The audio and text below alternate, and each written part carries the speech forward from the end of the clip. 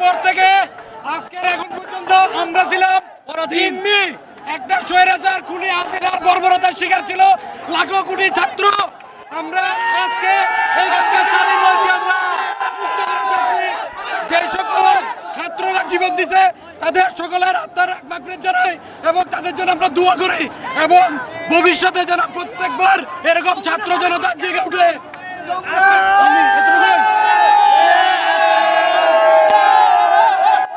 আজ থেকে দেশের নতুন সূচনা উন্মোচন হলো। আজ থেকে দেশের নতুন প্রজন্ম নতুন আলোতে বেড়ে উঠলো। আমরা আজ থেকে নতুন, আমরা স্বাধীন, আমরা স্বাধীন, আমরা পরাধীন না। এটা আমাদের সবার অধিকার, এটা আমাদের সবার অধিকার।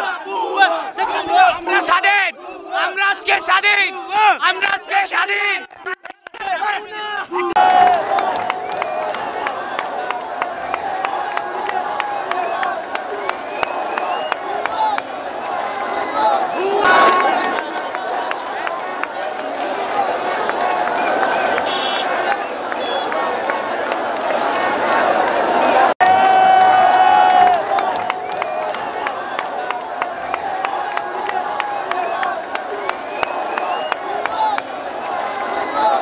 আমি বলতে চাই এই আন্দোলনটি ছিল যেটা কোটা আন্দোলন, এটা কখনই সরকার বিরোধী কোনো আন্দোলন ছিল না।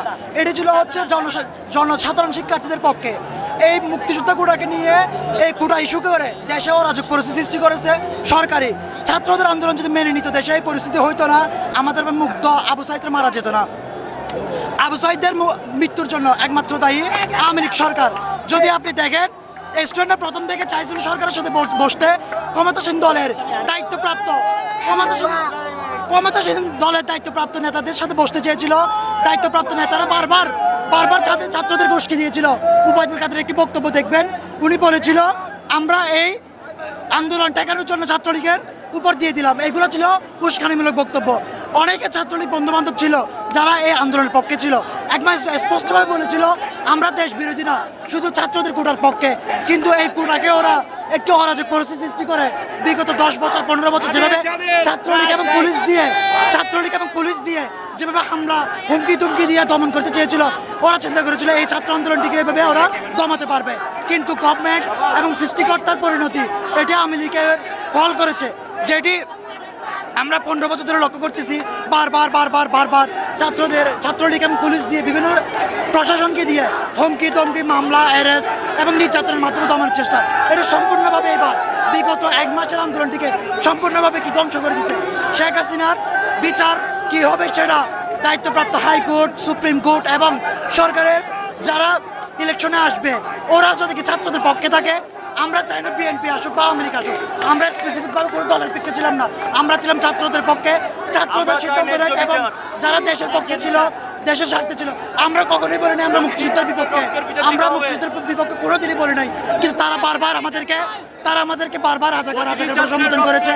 দেশের কোনো একটা সংশোধন চাইলে ওরা বলতো রাজাকার, মুক্তিযুদ্ধের বিপক্ষ শক্তি, এগুলা দিয়ে দিয়ে দিয়ে দিয়ে বিগত 10 বছর 15 বছর ছিল। কিন্তু একটা সময় সৃষ্টিকর্তার ইশারাতে এগুলো একটা সময় শেষ হওয়ারই ছিল। আজকের দিনে আজকে 34শে জুলাই তথা 6-5 আগস্ট এই ক্ষমতার এই বর্বরতার শেষ হয়েছে। আমরা চাই সুন্দর একটি দেশ হোক, জনসাধারণ মিলে, সরকার মিলে, আমলা মিলে, প্রশাসন মিলে, দেশের ক্ষমতাসীন দায়িত্ব পার্টি মিলে দেশকে এগিয়ে নিয়ে যাবে। আমরা কখনোই চাই না দেশে এই জামাত শিবির ট্যাগ দেখ, ছাত্রলীগ ট্যাগ দেখ, ছাত্রদল ট্যাগ দেখ। জামাত শিবির যারা করে, যারা ছাত্র দল করে, যারা ছাত্রলীগ করে, সবাই ছাত্রদের সবাই ছাত্র। এই সবচেয়ে বড় ছাত্রদেরকে এরকম মাথা বেঁচে আজকে শেখ হাসিনা কিন্তু দেশ থেকে ছেড়ে পালিয়েছে, কিন্তু এতগুলো ছাত্র মারা গেল। আমরা দেখেছি প্রশাসন এবং তাদের বিবৃতি থেকে শুনেছি 100 জন 120 জন, কিন্তু আমরা শুনেছি বিভিন্ন জায়গায় গণখবর দেওয়া হয়েছে, বিভিন্ন জায়গায় নির্বিচারে গুলি চালানো হয়েছে। আপনারা তো শুনে থাকেন একটু আগে ছোটপুল মোড়ে, শান্তিবাগের মোড়ে গোলাগুলি হচ্ছে। দেশটা আজকে একটা পর্যায়ে গেল, আবার কেন পুলিশ গুলি করবে, আবার কেন ছাত্রদের পক্ষে, আবার কেন ছাত্রদের বিপক্ষ করা যাবে। আমরা কখনোই চাই না ছাত্রলীগ খারাপ, ছাত্রদল খারাপ, পুলিশ জামাত শিবির খারাপ, এগুলো আমরা চাই দল করার সবার অধিকার আছে। আমার ম্যান্ডেট আমি কাকে দিব এটা আমার অধিকার, আমার ভোট আমি ইভিএম দিব, ইভিএম আমি কাকে ক্লিক করবো এটা আমার অধিকার। আপনি আমার অধিকার হরণ করতে পারেন না। আমি যাকে ইচ্ছে তাকে ম্যান্ডেট দিতে পারি, কিন্তু আপনি কখনোই একটা দেশকে, একটা ছাত্র সমাজকে, আমাদের যে 4 কোটি ছাত্র সমাজকে রাজাকার ট্যাগ দিতে, এটা দেশের প্রতি, দেশের একটি ঐতিহাসিক একটু কলঙ্ক ছিল। এই রাজাকার তুমি কি আমি কি রাজাকার কথাটা ইতিহাসে স্বর্ণাক্ষরে লেখা থাকবে। আপনি ইতিহাস সবচেয়ে, বাংলাদেশ সবচেয়ে শক্তিশালী শব্দগুলোর মধ্যে একটি হবে তুমি কে আমি কে রাজাকার। কারণ এটা বলা সব সময় 1000 বার 1 কোটি বার ভুল ছিল। জয় বাংলা, আমাদের বাংলাদেশ সুন্দর হোক, আমরা ঘরে ফিরি, ছাত্ররা সবাই ঘরে ফিরুক।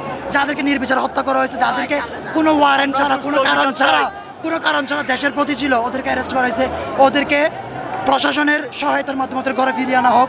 যারা মা বাবা সন্তান হারাইছে তাদের সুখ কেউ নিতে পারবে না, এই সরকার নিতে পারবে না, আমরাও নিতে পারবো না। কিন্তু ওনারা একটা বিজয় দেখতে পারছে, এটা হচ্ছে সবচেয়ে সুখের কথা, সবচেয়ে খুশির কথা।